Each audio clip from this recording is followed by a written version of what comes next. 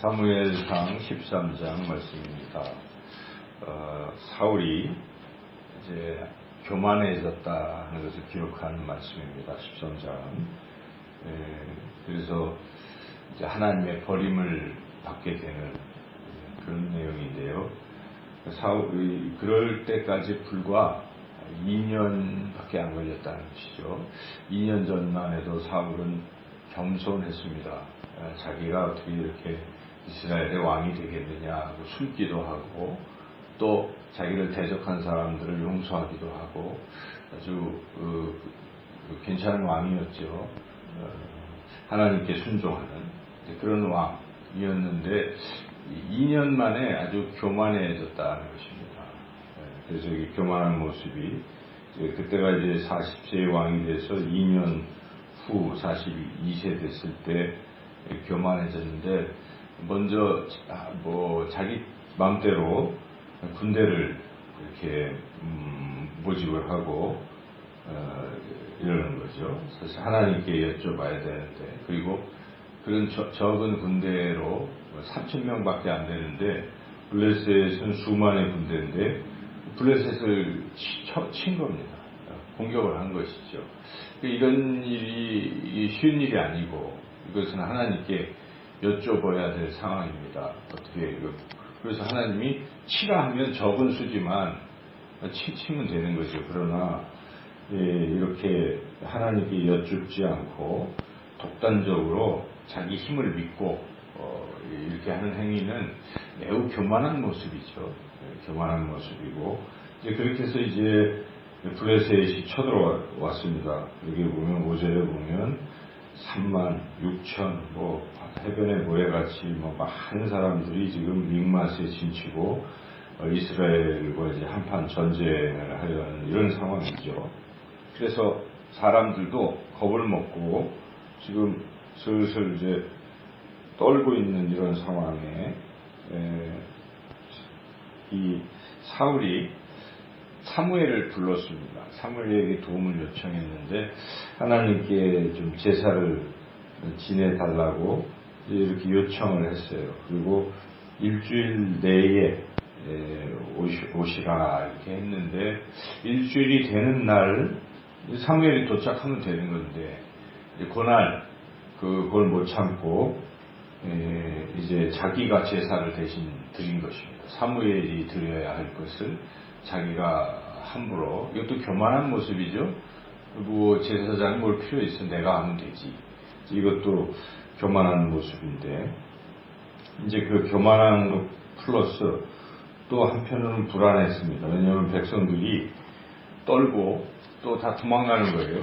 3,000명이 원래 있었는데 지금 여기 보니까 다 도망가고 600명밖에 지금 안 남은 이런 상황에 이 사울이 사무엘이 드려야 할 제사를 자기가 드리는 거죠. 기다리지 않고 이러한 모습. 근데 이것 자체를 하나님께서는 하나님의 뜻대로 순종하지 않고 자기 마음대로 했다 이렇게 평가를 하신 것입니다. 그래서 사무엘이 그 하나님의 뜻을 이 사울에게 전하죠. 선포합니다. 13절 읽어보겠습니다. 사무엘이 사울에게 이르되 왕이 망령되이 행하였도다. 왕이 왕의 하나님 여호와께서 왕에게 내리신 명령을 지키지 아니하였도다. 그리하였더라 하면 여호와께서 이스라엘 위에 왕의 나라를 영원히 세우실 것이거늘. 하나님의 명령이라는 것은 하나님 말씀에 잘 순종하라 하는 것이죠.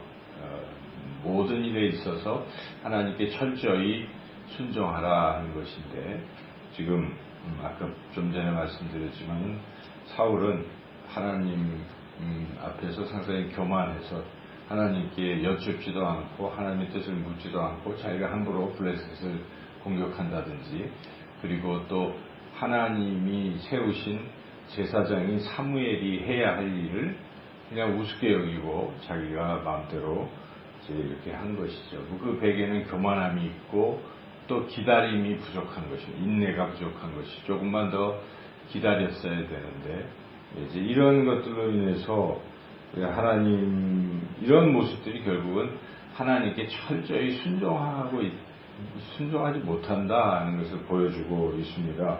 하나님이 원하시는 것은 순도 100%의 순종을 원하시는 것입니다. 그래서 철저히, 비록 지금 백성들이 도망치고 이럴지라도 얼마 남지 않더라도 하나님이 함께 하시면 승리한다 하는 믿음을 가지고 사무엘을 기다려야 되겠죠. 사실 이 사울왕 이전에 있었던 사건들이 기드온의 300용사 사건이 있었습니다. 사울은 그걸 알고 있을 것입니다. 이미 선조들이 그렇게 했다. 군대가 300명이 10만 이상의 미디안을 쳐서 이겼다는 사실을 이제 들었을 것입니다. 기록을 통해서.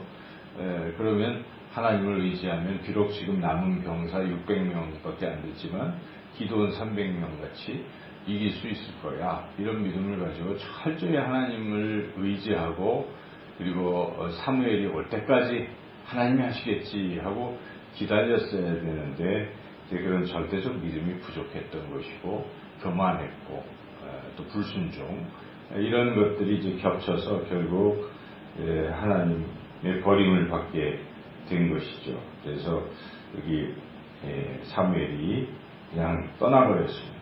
사무엘이 떠나고 사울만 남았습니다. 사울이 그나마 남은 병사를 데리고 이제 세 편으로 나누고 특별히 아들 요나단은 이제 우리가 14장에서 보겠지만 요나단은 또 하나님 마음에 합한 사람입니다. 물론 효자이기도 하지만 사울의 아들 요나단은 하나님의 마음에 합한 사람이라 이제 14장에서 그 요나단 때문에 이 위기를 모면하긴 하지만 여하튼 지금 이 13장의 중요한 사건은 사울이 하나님 말씀에 철저히 순종하지 못하고 독단적으로 자기 마음대로 이렇게 했다 하는 점, 마음대로 제사 드리고 마음대로 전쟁을 일으키고 하는 이러한 것, 그 배경에는 하나님에 대한 어떤 믿음의 부족이요 또 자기가 굉장히 잘났다고 생각하는 자기 힘을 과신하는 교만함도 같이 있는 거죠. 그래서 이런 것들이 어우러져서 결국 사울은 이제 버림받는 길로 계속 나간다 하는 것인데 오늘 이 말씀을 통해서 순종을 할 때는 한 99.9%가 아니라 완전히 순도 100%의 철저한 그 순종이 돼야 되는 것입니다. 그 상황에 상관없이 이 상황이 나빠도 하나님 말씀하시면 무조건 순종하는 이런 것이 필요한 것입니다. 앞에서 창세기부터 여기까지 쭉 보지만 사건들이 그런 거 아니겠습니까? 철저한 순종. 하나님 그것을 원하시는 것입니다. 아브라함에게도 아들 이삭을 바치라 할 때 100% 순종을 하나님 원하시는 것이죠. 그리고 또 정탐꾼 사건에서도 두 정탐꾼의 갈렙과 여호수아 같이 어떤 상황에서 철저히 온전히 순종했은즉 이렇게 하나님 말씀하지 않습니까? 그래서 100% 순종이 필요한 것입니다. 그래야 하나님께서 원하시는 대로 우리를 가장 좋은 길로 인도하실 수 있기 때문입니다. 하나님이 우리를 순종케 하시는 것은 우리의 좋은 길로 가게 하시기 위한 그런 것이, 그런 훈련입니다. 그래서 우리가 이 믿음이 점점 성장한다는 것은 결국 순종이 점점 순도가 높아진다는 것입니다. 100% 하나님 말씀이면 무조건 믿고 순종하고 나아가면 결국 하나님이 인정하시고 또 형통의 길로 갈 수 있다는 것이죠. 근데 지금 안타깝게도 사울왕은 2년 만에 이게 안 돼가지고 이제 어려움을 겪게 버림받게 되는 것이죠.